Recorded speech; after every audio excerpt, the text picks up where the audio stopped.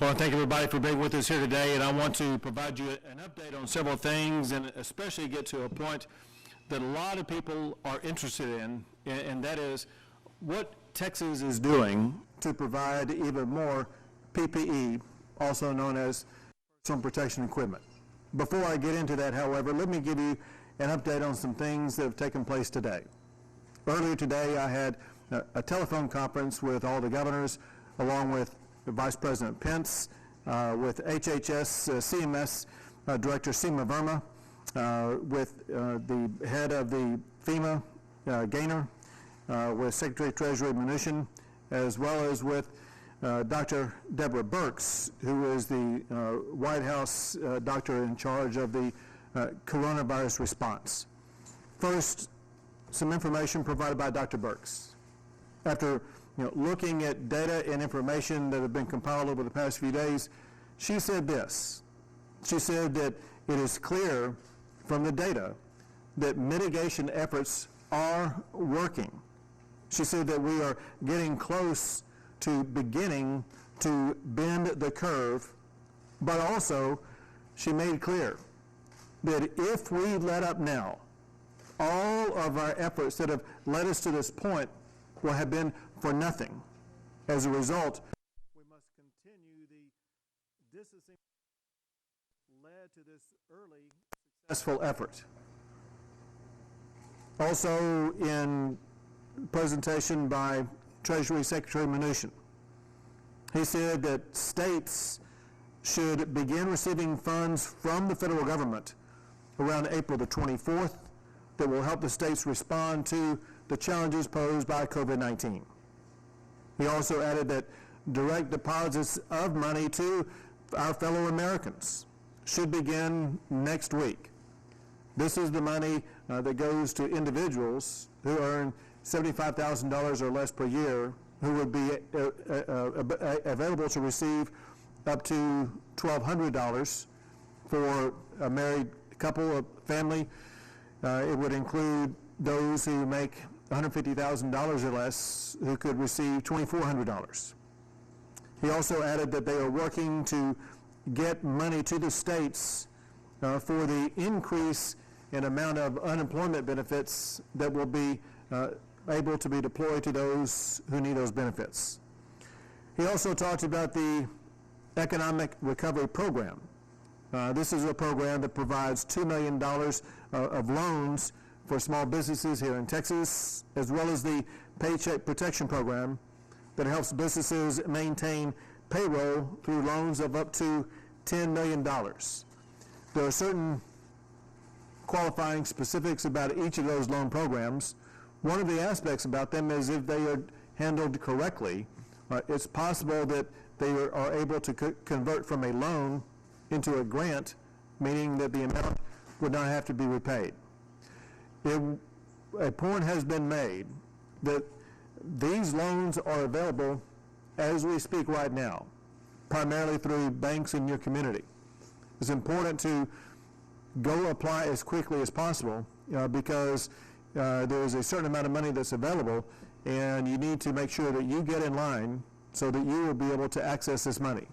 The money that we're talking about is money that will very quickly reinvigorate our economy, start to continue economic growth, as well as to increase employment here in Texas. Additional information. In the past, you've heard me talk about travel restrictions. Let me update you on travel restrictions here in Texas. We maintain the travel restrictions about people being able to fly into Texas from what are considered to be hotspot zones for COVID-19. That includes New Orleans, Miami, Atlanta, the tri-state area around New York City, as well as Detroit and Chicago.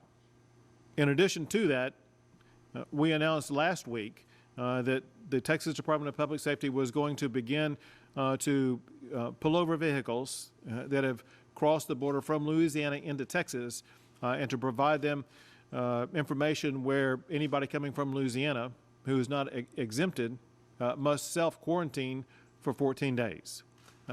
Beginning yesterday, the Texas Department of Public Safety has now altered that policy to increase enforcement by establishing checkpoints at all border crossings from Louisiana into the state of Texas. This is just a notice, if you would, to our friends from Louisiana. We know you are neighbors. We know that you are friends. We know that we both share the same approach, and that is we want to do all we can together to make sure that we mitigate the expansion of COVID-19 in our collective states. This is a temporary situation where we will be working more aggressively to reduce the number of people who are traveling from Louisiana into the state of Texas. So unless you are exempted by the items that were in my executive order, you will be pulled over to a checkpoint by the Texas Department of Public Safety, and you will be required to quarantine for 14 days in the state of Texas if you come across the border. Additionally, there's some interesting events that are taking place in the state of Texas with regard to the use of hydroxychloroquine. There's been an unfortunate identification of a number of residents at the medical resort, Texas City, which is a nursing home there. A meaningful number of the people who are at that nursing home tested positive for COVID-19. As of today, about 30 patients are being tested with the hydroxychloroquine to determine whether or not it will be a successful treatment for those patients. They are, for the most part, in their second day of this testing regimen that will last several more days. We look forward to updating you as the week progresses about how this drug is aiding or not these patients at the medical resort, Texas City. Some update with regard to numbers here in Texas. As of today, as of this hour, there have been 85,357 Texans who have been tested for COVID-19. That is about a 20% increase over the number who had been tested yesterday. If you go back for about a week period of time, on average, we are increasing the number of people who are being tested by more than 10% per day, compounded daily. Of the more than 85,000 people who have now been tested, there are 7,319 who have tested positive. Once again, the number of people who test positive continues to remain less than 10% of everyone who is tested. By the way, of the people who are tested, we should easily this week exceed 100,000 in the number of Texans who are being tested. Of the 7,319 who have tested positive, we have confirmed hospitalizations for 1,153 of those individuals. And as of today, unfortunately, there have been 140 fatalities. Now, one thing that people also need to have information about is availability of health care facilities. As of today, there are 21,033 available beds statewide, including 2,223 IC unit beds that are available.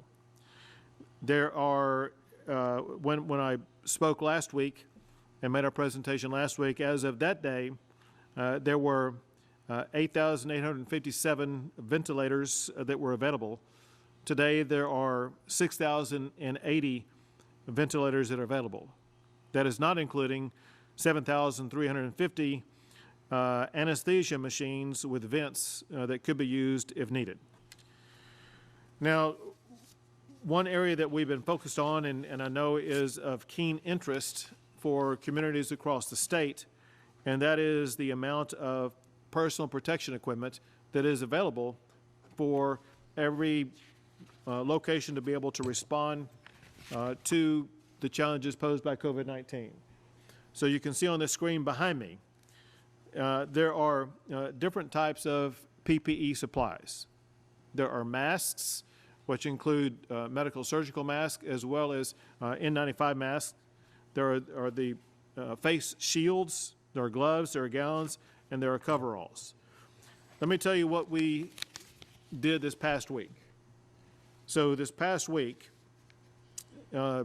we distributed across the state of Texas 1,676,510 masks, 209,856 face shields, more than 2.7 million gloves, almost 170,000 gowns, and more than 7,500 coveralls.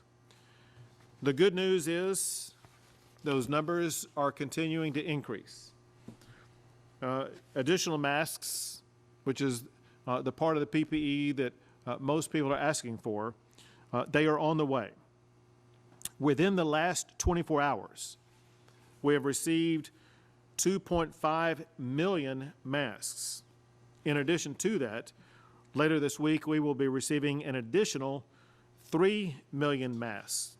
So basically, in this 1 week period that we're in right now, we will be receiving more than 5 million masks that we will be distributing across the state of Texas.